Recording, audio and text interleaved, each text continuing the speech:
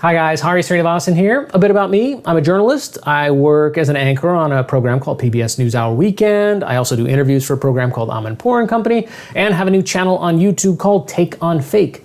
So needless to say, a big part of my job is weeding out misinformation. One skill that pretty much all journalists and fact checkers use, myself included, is called lateral reading. And it's a great way to make sure you have all the information you need before making a big decision or even a small one like whether to share this or not. Here's how it works. A lot of people tend to read one article going from top to bottom.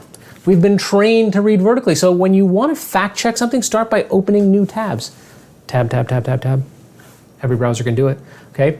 That way, new tabs will help you research the source of the information and reading laterally across all of them. Who's behind the information? What was their motivation for sharing it? Open more tabs to see what other sources are saying about this source.